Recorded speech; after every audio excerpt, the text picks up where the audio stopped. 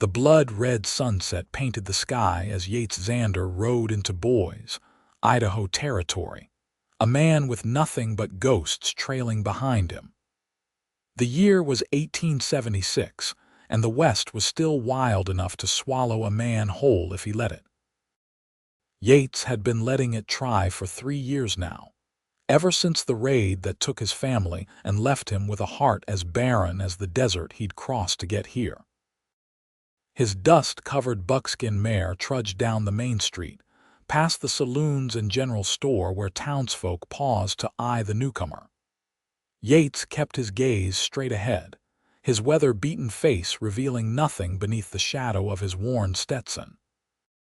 At 32, he looked older, lines etched deep around his eyes and mouth, his once dark brown hair now streaked with premature silver at the temples. He'd come to Boise because it was somewhere he'd never been, somewhere with no memories. Somewhere a man might disappear into if he tried hard enough. The livery stable appeared on his right, and Yates guided his horse toward it. The stable boy, no more than 15, stepped forward to take the reins. "Need a stall for the night?" the boy asked. "Maybe longer," Yates replied, his voice rough from disuse. He dismounted, his boots hitting the dirt with a soft thud. His spurs jingled softly as he reached for his saddlebags. "2 bits a day includes feed," the boy said, eyeing the Winchester rifle in its scabbard. Yates nodded, digging into his pocket for the coins. "Take good care of her. She's been carrying me a long way." After settling his mare, Yates made his way toward the nearest boarding house, a 2-story white clapboard structure with green shutters. The sign hanging from the porch read "Larson Boarding House, Clean Beds, Hot Meals." The door opened before he reached it, and a woman stepped onto the porch. She was tall and slender, with auburn hair pulled back from her face, tendrils escaping around her temples. Her dress was simple but well made, a deep blue that matched her eyes. "You look like a man who could use a hot meal and a real bed," she said, her voice carrying across the yard. Yates stopped at the bottom of the steps, looking up at her. "That obvious, madam?" "To someone who's been watching travelers come and go for years, yes." She smiled, and something in Yates' chest tightened. It had been so long since anyone had smiled at him. "I'm Fiona Larson. This is my boarding house." "Yates Xander," he replied, touching the brim of his hat. "You have a vacancy." "I do. $5 a week gets you a room and 3 meals a day. Seems fair." He climbed the steps, keeping a respectful distance. "I'll likely be in town a while, looking for work." Fiona nodded, studying him with those deep blue eyes that seemed to see more than he wanted to show. "What kind of work?" "Whatever pays. I've done most everything a man can do out here." "You've got the look of a cowhand," she observed. "Was, among other things." Yates didn't elaborate. Fiona didn't push. Instead, she opened the door wider. "Supper's in an hour. I'll show you to your room so you can get cleaned up." The boarding house was clean and well kept, with polished wood floors and simple furnishings. Fiona led him up the stairs to a small room at the end of the hall. "Washrooms down the hall. There's hot water on the stove if you want a proper wash." She handed him the key. "Supper bell rings at 6. Left alone, Yates set his saddlebags on the bed and his rifle in the corner. He stood at the window looking out at Boise. The town was growing, that much was clear. New buildings were going up on the far end of the street. People were making lives here, putting down roots. Once, he'd had roots too. A small ranch in Colorado, a wife with golden hair and a laugh that could make flowers grow in winter. A boy, just 5, with his mother's laugh and his father's eyes. All gone now.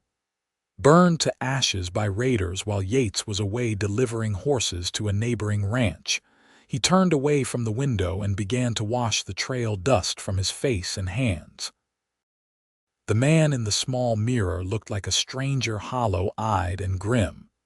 He'd been riding for so long. He'd almost forgotten what it was like to stay in one place. Supper was served in a large dining room downstairs. Besides Fiona, there were 5 other boarders: 2 railroad surveyors, a schoolteacher, a clerk from the land office, and an elderly woman who Fiona introduced as her Aunt Beatrice.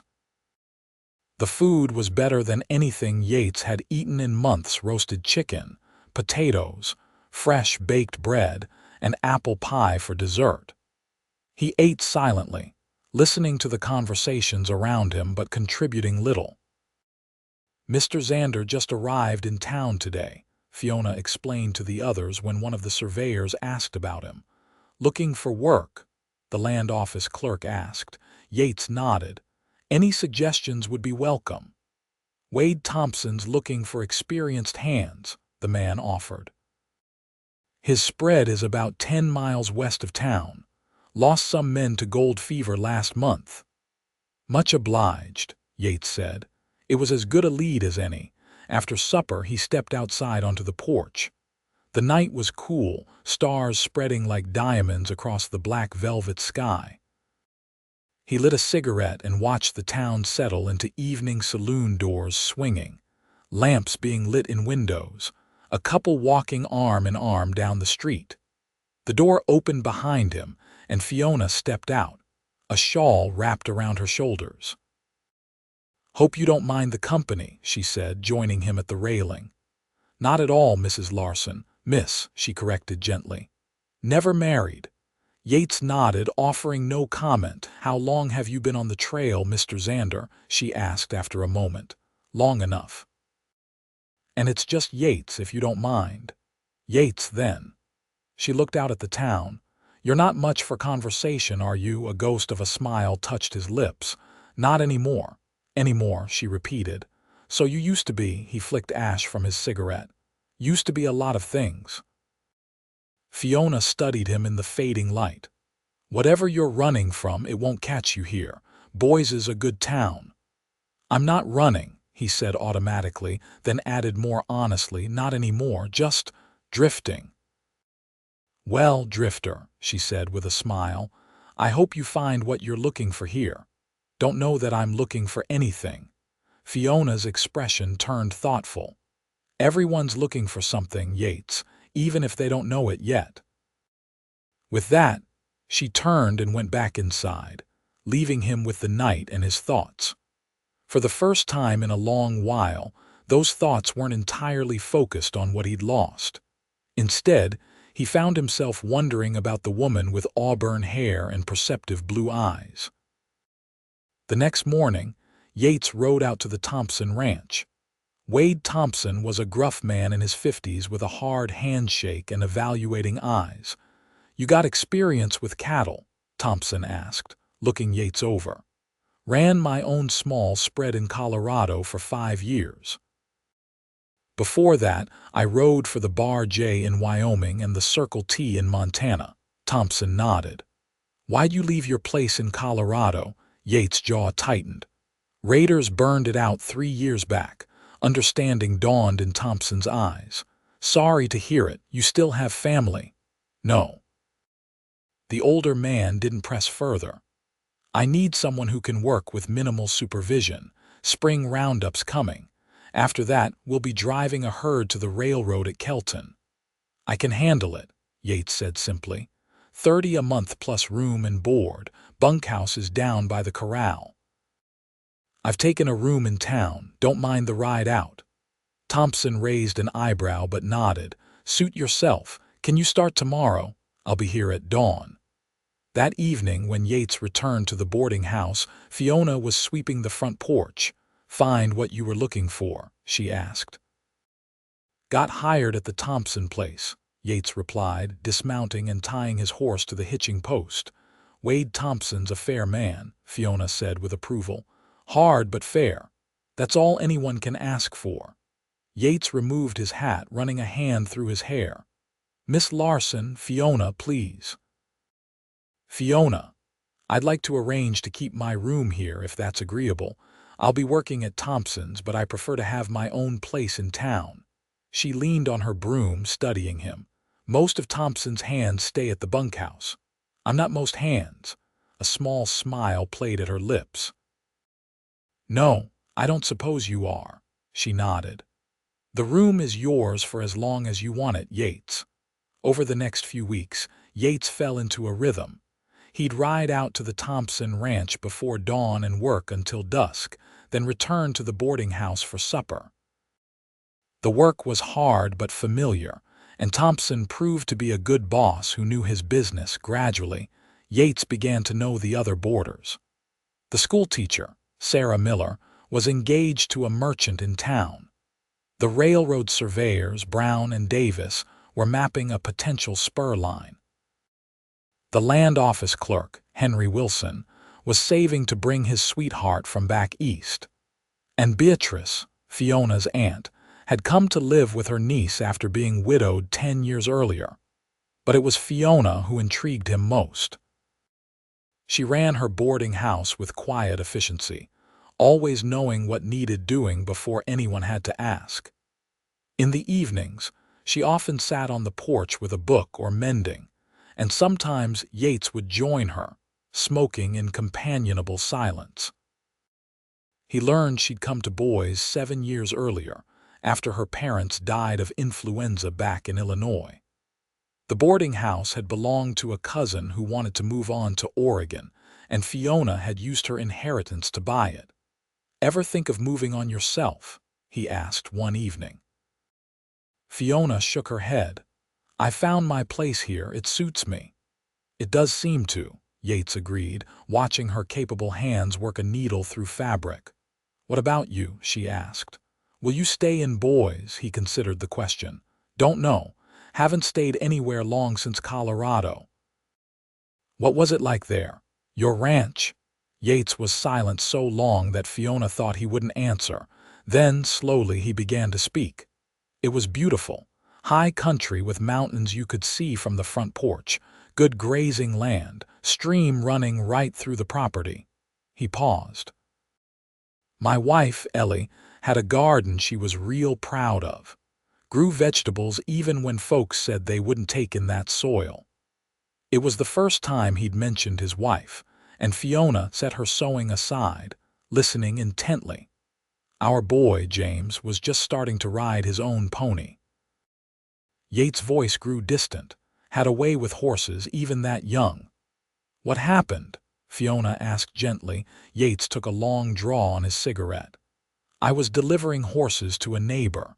2-day trip. When I got back, the ranch was in ashes. A band of raiders, outlaws, not Indians, had swept through. Killed everyone they found, took what they wanted, burned the rest." Fiona's hand covered her mouth. "Oh, Yates. Been tracking them ever since. Found most of them. 2 are still out there somewhere."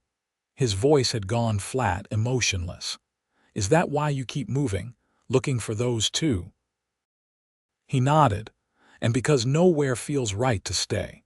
Fiona was quiet for a moment, then she said softly, "You've lost everyone." "Yes."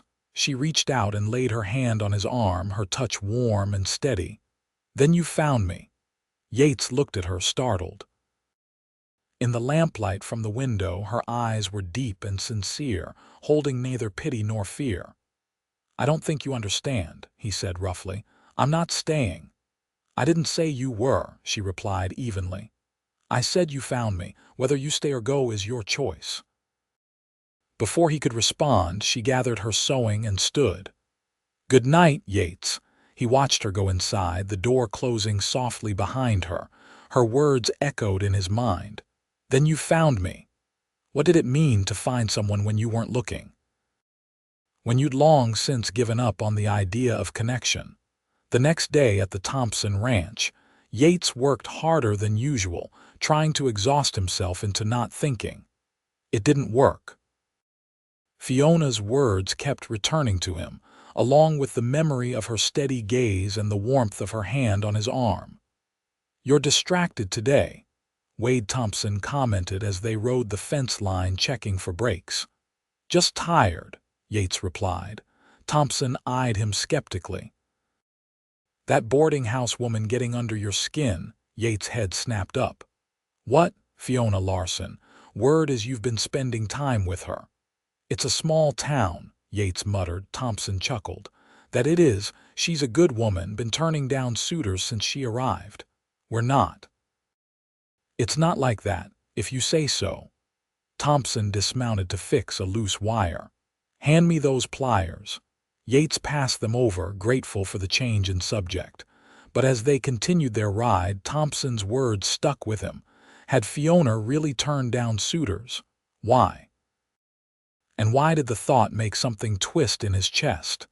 That evening, Yates returned to the boarding house later than usual. Supper was over, but Fiona had kept a plate warm for him. He sat alone at the dining table, eating silently while she moved around the kitchen, preparing dough for the next morning's bread. "You missed Aunt Beatrice's birthday celebration," she said over her shoulder. "I'm sorry. We had a steer break through the fence, had to track it down." She understood. "There's cake if you'd like some." Yates finished his meal and carried his plate to the kitchen. "Thank you for saving me supper." Fiona glanced up from her kneading. "Of course." He stood awkwardly, watching her work the dough with strong, sure movements. "About last night." Her hands stilled. "Yes, what you said, I've been thinking about it." And Yates struggled to find the right words. "I'm not good company, Fiona, haven't been for a long time." She resumed kneading. "I haven't noticed that. I'm still looking for those two men when I find them." He let the implication hang. "And then what?" she asked, not looking at him. "What do you mean, after you find them? After you do whatever it is you plan to do? Then what?" Yates had no answer. He'd never thought beyond finding the last of his family's killers. "That's what I thought," Fiona said softly. "Good night, Yates." He stood there long after she left, staring at the bread dough she'd left covered with a cloth. Then what? The question followed him up to his room and into his dreams. The next few days passed in a blur of ranch work. Spring roundup had begun, and Yates was in the saddle from dawn until well after dusk. He barely saw Fiona, arriving back at the boarding house after she'd gone to bed and leaving before she was up. But she still left food for him, covered plates that he found waiting in the kitchen, and fresh coffee ready to be heated in the morning. Small kindnesses that he hadn't known he'd missed until now. On the fourth night, exhausted and sore from a long day in the saddle, Yates returned to find Fiona still awake, sitting at the kitchen table with a cup of tea. "You're up late," he said, hanging his hat on the peg by the door. "I thought you might want company with your supper," she replied, gesturing to the covered plate on the table. He sat down heavily, wincing as his muscles protested. "Roundup's almost done. Should be back to normal hours soon. You're pushing yourself too hard." Fiona poured him a cup of tea. "Even Wade Thompson lets his men rest. I don't mind the work." Yates uncovered his plate to find beef stew and fresh bread. "Keeps me from thinking too much. About those two men you're still hunting." He paused with his spoon halfway to his mouth. "Sometimes, and other times." Yates set the spoon down. "About what you said, about finding you." Fiona's expression softened. "I meant it. I know, that's what scares me." She reached across the table and touched his hand. "What are you afraid of, Yates?" "Everything I touch turns to ashes, Fiona, everyone I—" He couldn't finish. "Everyone you love dies," she completed for him, "and you think that's your fault somehow. I should have been there." "And died with them," she challenged. "How would that have helped?" "At least I wouldn't have had to live with it," he said bitterly. Fiona's fingers tightened on his. "Then we never would have met, and I think that would have been a terrible shame." Something inside Yates broke open at her words, a crack in the wall he'd built around his heart. "Fiona, eat your stew before it gets cold," she said, withdrawing her hand. "We can talk more when roundup's done, and you're not dead on your feet." He did as she suggested, but the crack remained, widening a little more each time he thought of her words. The next day, as Yates was helping drive a group of strays back to the main herd, a rider approached from the direction of town. It was Henry Wilson from the land office. "Xander," he called, pulling his horse to a stop. "Been looking for you." Yates reined in. "Something wrong?" "Got a telegram at the office for you," Wilson said, handing over an envelope. "Marked urgent." Yates took it with a frown. No one knew he was in Boise except. "Thanks," he said, tucking it into his shirt. "Aren't you going to raid it?" "Later." Yates turned his horse back toward the herd. Got work to finish. But his mind wasn't on the cattle anymore. Only one person would send him a telegram: Marshal Ben Hawkins from Denver. They'd made an agreement 3 years ago. If Hawkins ever got word on the whereabouts of the last 2 raiders, he'd let Yates know. When the day's work was done, Yates found a private spot under a cottonwood tree and opened the telegram. Yates stopped Clyde Morin and Jack Baxter, spotted in Silver City, Idaho Territory. Stop reportedly planning bank robbery. Stop thought you should know. Stop Hawkins. Silver City was less than 100 miles southwest of Boise. After 3 years of searching, the men he'd hunted were practically in his backyard. Yates carefully folded the telegram and put it back in his pocket. His hand was steady, but inside, a storm was brewing. So close.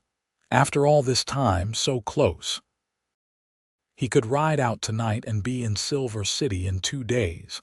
But as he mounted his horse to return to town, it wasn't vengeance that filled his thoughts. It was Fiona's face and her quiet words. Then what? What would killing these last 2 men give him? His family wouldn't come back. His ranch wouldn't rise from the ashes. And the emptiness inside him wouldn't be filled by more blood. By the time he reached the boarding house, night had fallen. The parlor window glowed with lamplight, and through it, he could see Fiona reading to her Aunt Beatrice. The scene struck him with unexpected force, the simple domesticity of it, the peace. He dismounted slowly and tied his horse.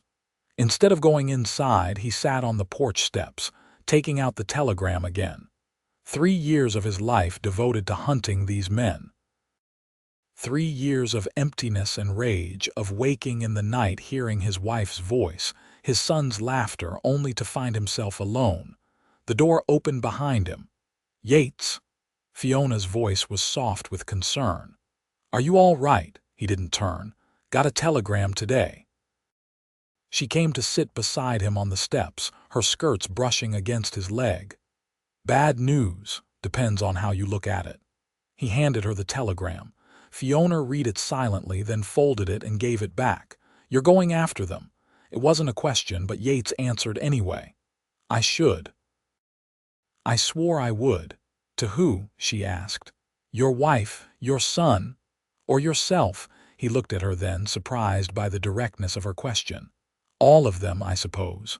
"What would your wife want, Yates? For you to spend your life hunting down her killers, or for you to live the life she can't?" The question hit him like a physical blow. Ellie had been gentle and full of life, always looking forward, never back. She'd hate what he'd become. "I don't know how to do anything else anymore," he admitted. Fiona's hand found his in the darkness. "Yes, you do. You're doing it right now. Sitting. Talking, being human instead of a ghost. It's not that simple." "It never is," she agreed. "But it starts with a choice." They sat in silence, her hand warm in his, until she spoke again. "Whatever you decide, know that you're not alone anymore, unless you choose to be." She stood then, brushing off her skirts. "Supper's waiting when you're ready." Yates watched her go back inside, then turned his gaze to the stars overhead. For the first time since he'd found his home in ashes, he allowed himself to consider a future beyond revenge. A future with connections, with purpose. Perhaps even with joy. It terrified him almost as much as it called to him. The next morning, Yates rode to the Thompson ranch earlier than usual. Wade Thompson was at the corral, watching as one of his hands broke a young horse. "Need to talk to you," Yates said without preamble. Thompson nodded and led the way to his office, a small room attached to the main house. "What's on your mind?" "I need a few days off. Personal business."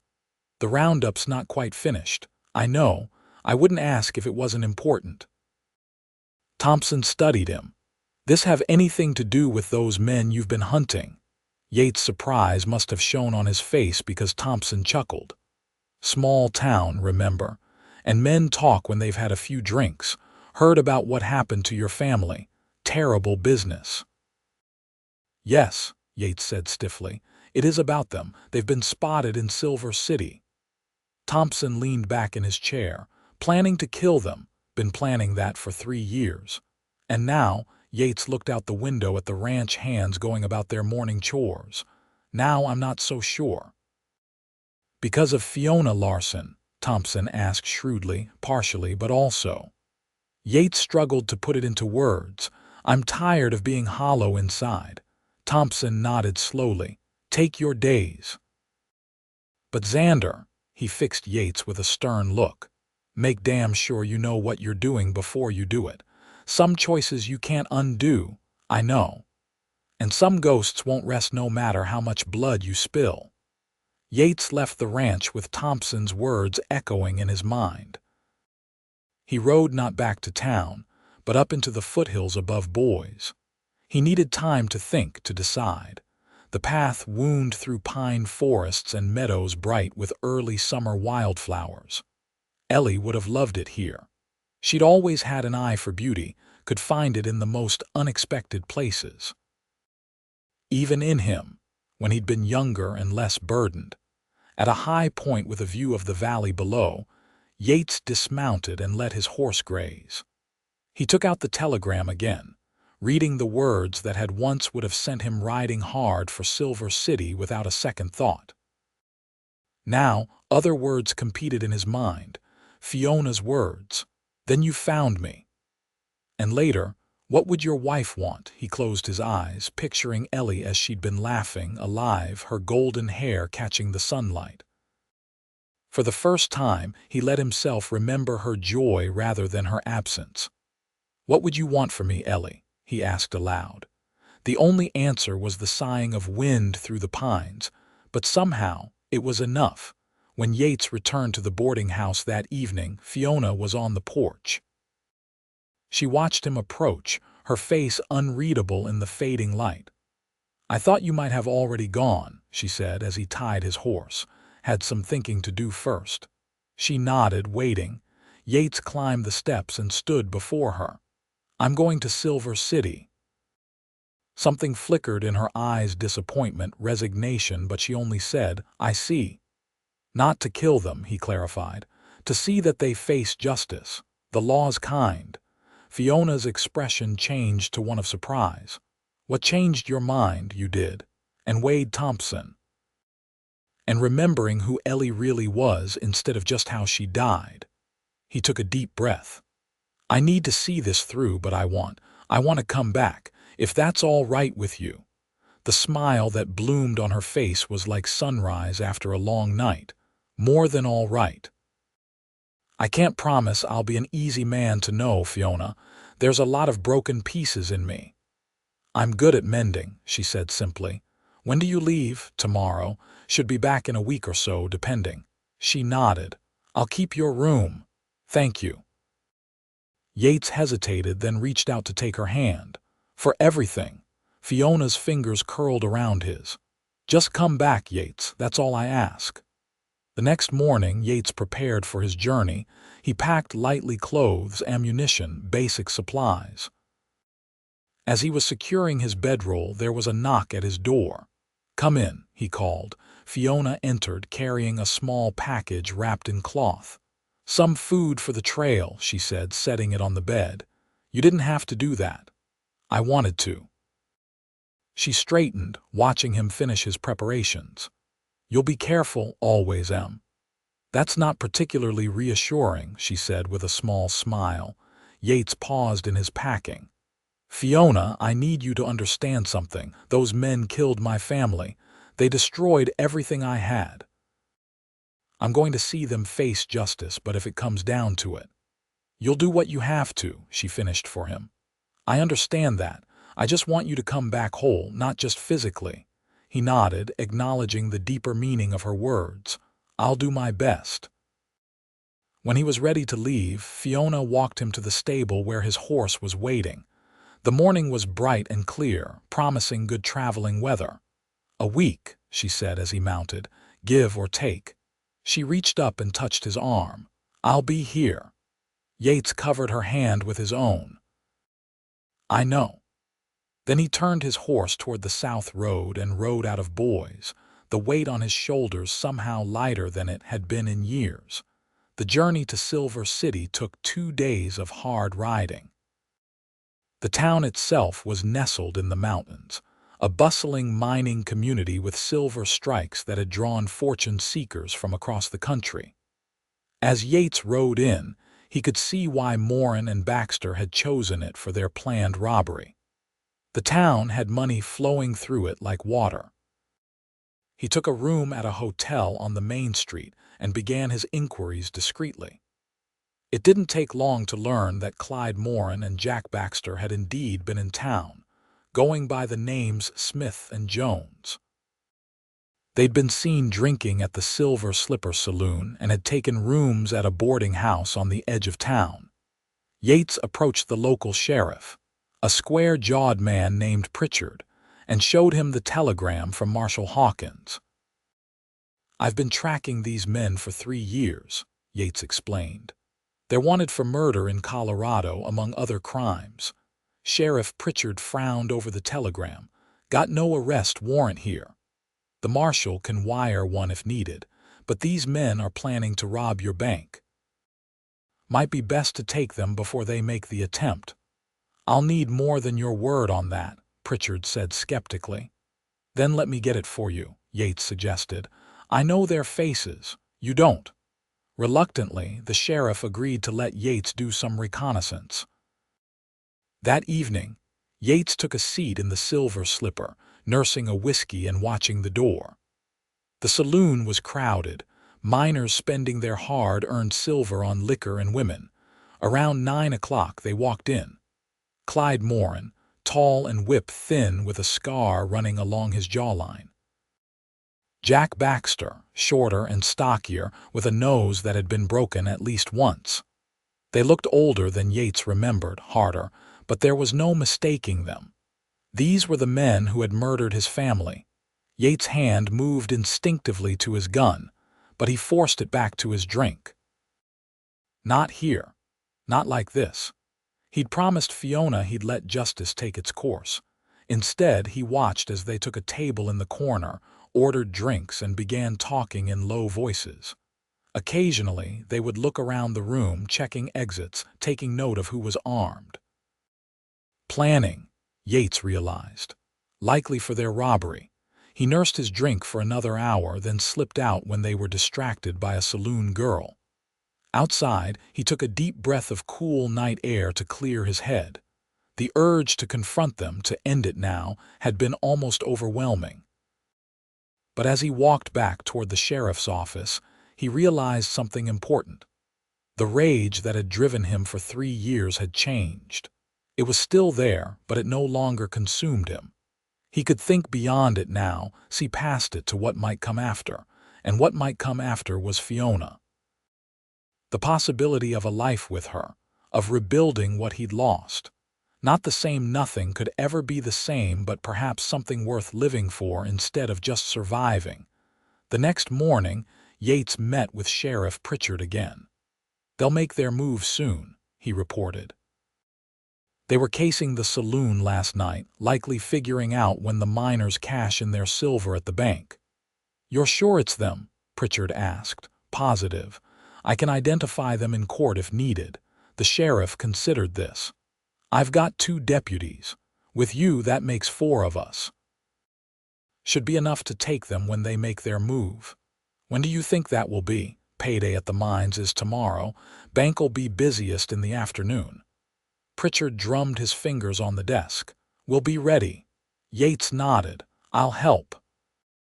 But Sheriff, I want your word that once they're taken, they'll be sent back to Denver to stand trial for the murders.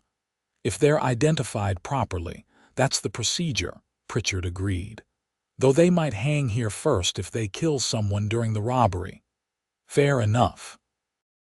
For the next day and a half, Yates kept watch on Morin and Baxter from a distance. They continued to visit the saloon each evening, but spent their days moving around town, observing the bank and its routines. Once, Baxter spotted Yates watching and nudged Morin, but Yates had turned away before they could get a good look at his face. On payday, Yates joined Sheriff Pritchard and his deputies in positioning themselves around the bank.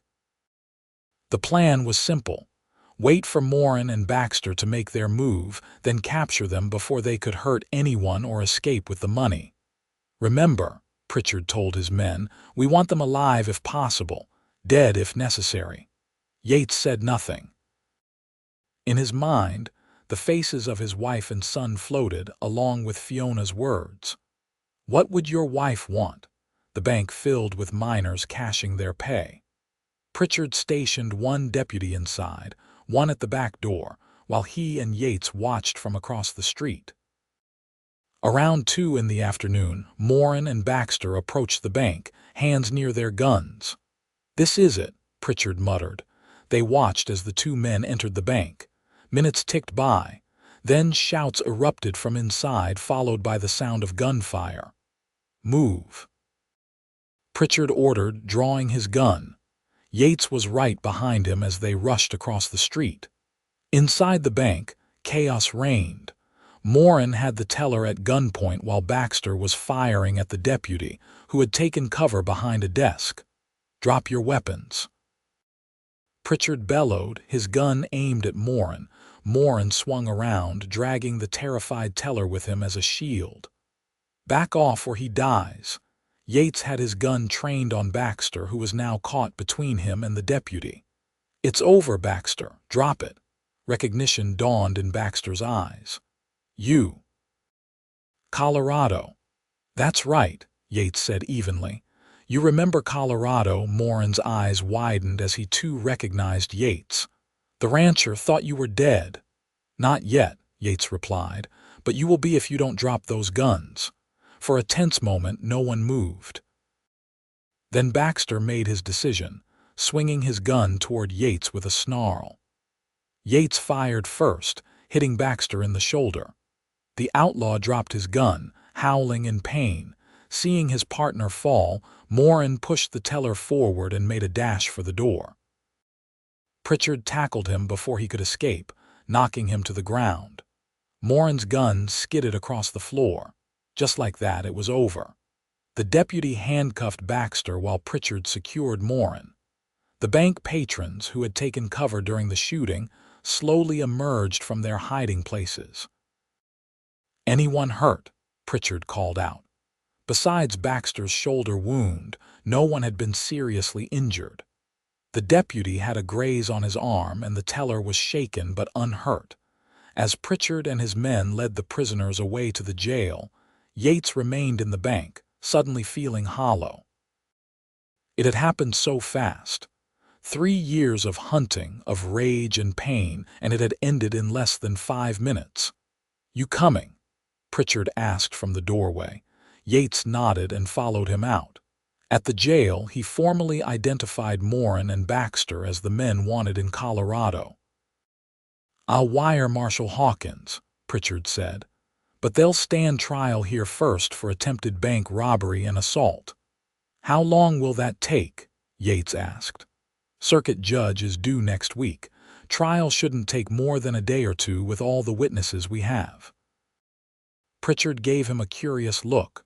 You planning to stay that long? Yates considered it. I need to give my testimony, and after I'm going back to Boise. Pritchard nodded. Someone waiting for you there. Yes, Yates said, realizing the truth of it. Someone's waiting. That night, Yates sat in his hotel room writing a letter to Fiona. Fiona, the men have been caught. No one seriously hurt, except one of them took a bullet in the shoulder. They'll stand trial here first, then be sent to Denver for the murder charges. I'll need to stay another week or so to testify. After that, I'm coming back to Boise, back to you if you'll still have me. I thought I'd feel different when it was done. Satisfied, maybe, or at peace. But all I feel is tired and ready to stop looking backward. Yates he sealed the letter and arranged for it to be sent with the next mail stage to Boise. Then he lay on the bed, staring at the ceiling, trying to imagine what came next. For the first time in 3 years, he allowed himself to think of a future. Not the past, not revenge. But tomorrow, and the day after, and all the days to come. Days that might include Fiona with her steady hands and perceptive eyes. Days that might, eventually, include happiness again. The trial went quickly, as Pritchard had predicted. With multiple witnesses and Yates' testimony about their past crimes, Morin and Baxter were convicted and sentenced to 20 years in the territorial prison. After serving their time, they would be transferred to Colorado to face murder charges. Might not live that long, Pritchard commented after the sentencing. Territory prison's a hard place. Yates nodded, watching as the prisoners were led away. Baxter kept his head down, but Morin glared at Yates with naked hatred.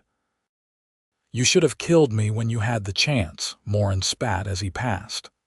"That would have been too easy," Yates replied, and he realized with some surprise that he meant it. Death would have been quick.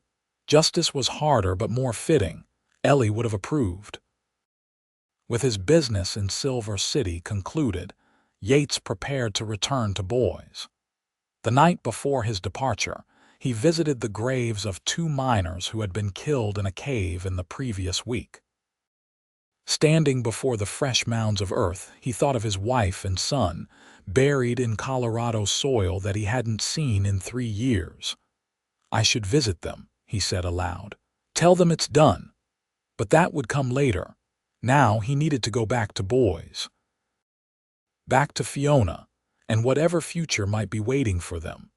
The ride back seemed shorter somehow, the landscape brighter. As he crested the final hill and saw Boise spread out below him in the afternoon sun, Yates felt something he hadn't experienced in a long time: anticipation. He rode directly to the boarding house, dust-covered and weary but eager to arrive. As he dismounted, the door opened, and Fiona stepped onto the porch. For a moment, they simply looked at each other. Then she smiled, and Yates felt something in his chest expand. "You came back," she said. "I said I would." She came down the steps to meet him. Did you find what you needed there?" "Justice was done," he said simply.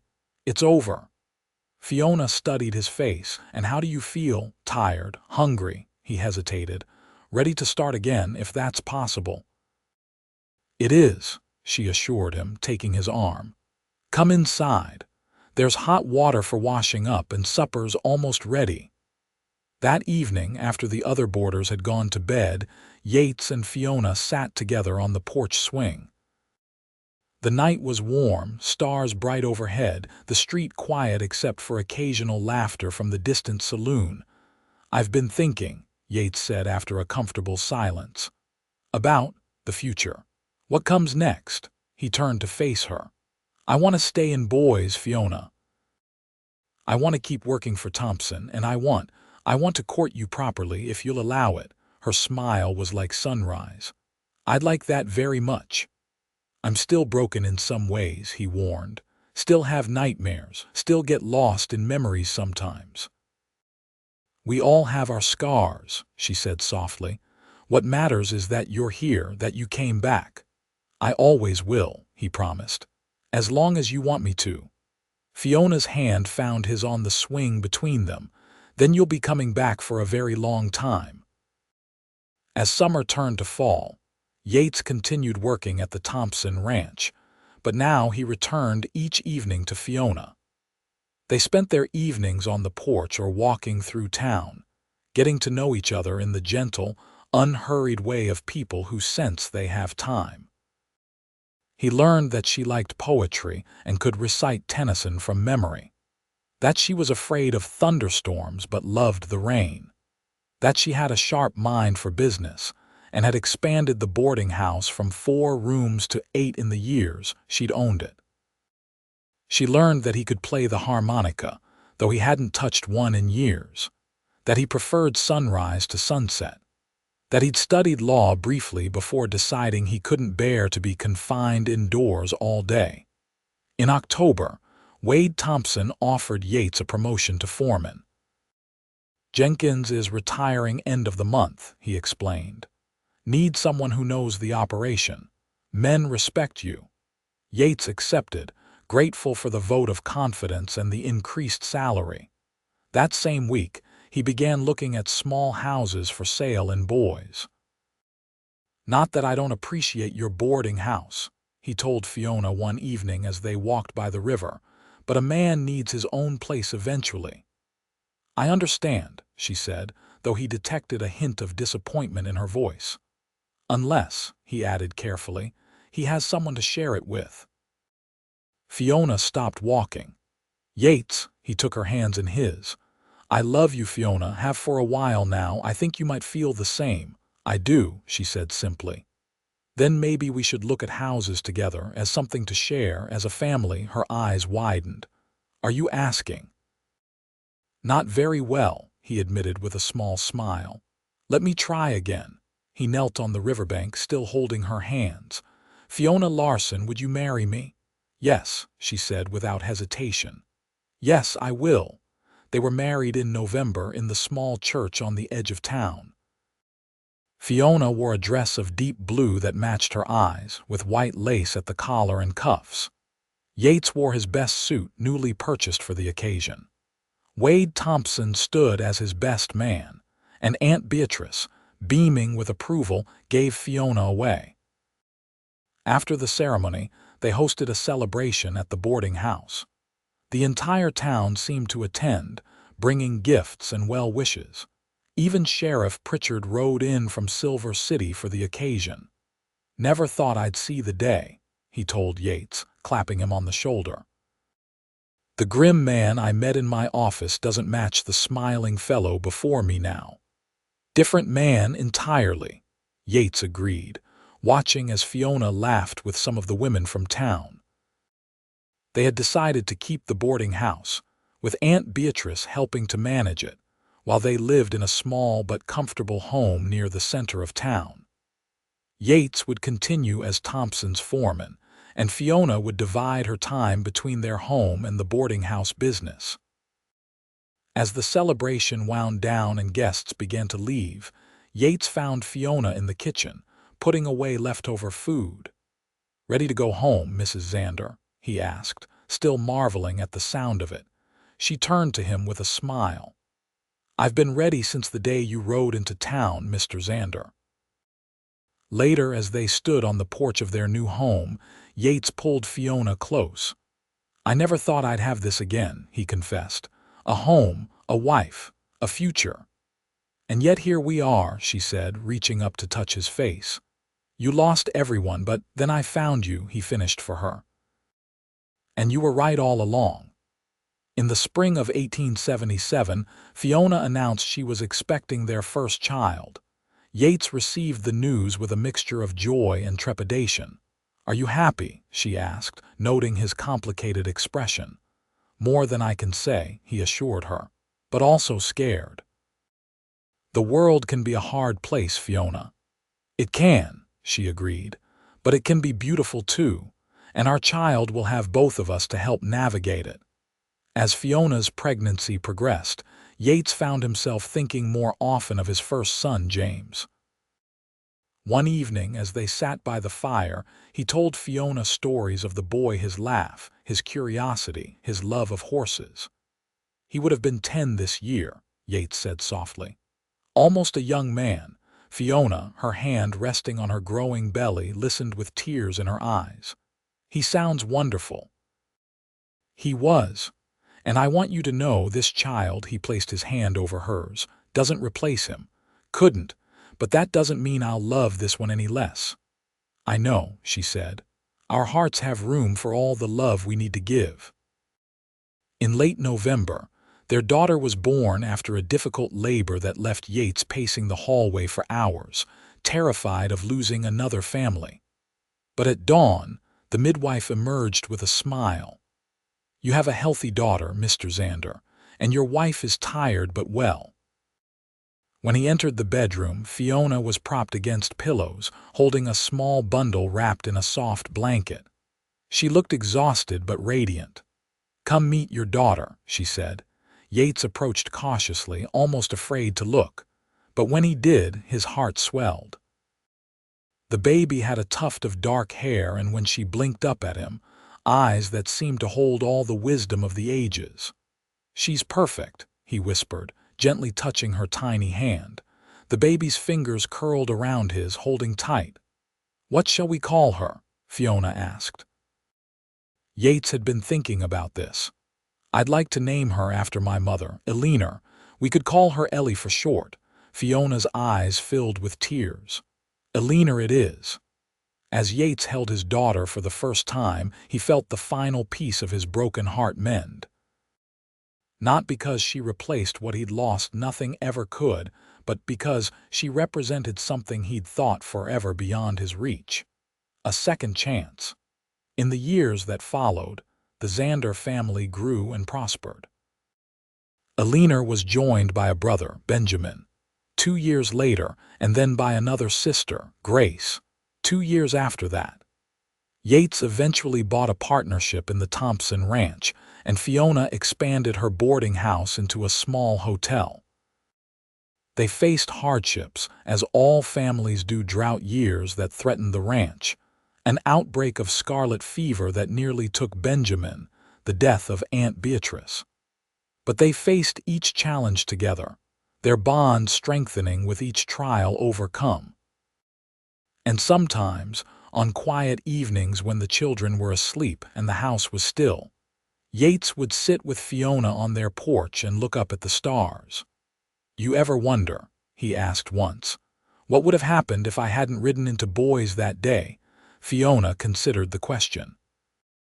"I believe some things are meant to be, Yates. You might have taken a different path, but I think you would have found your way here eventually."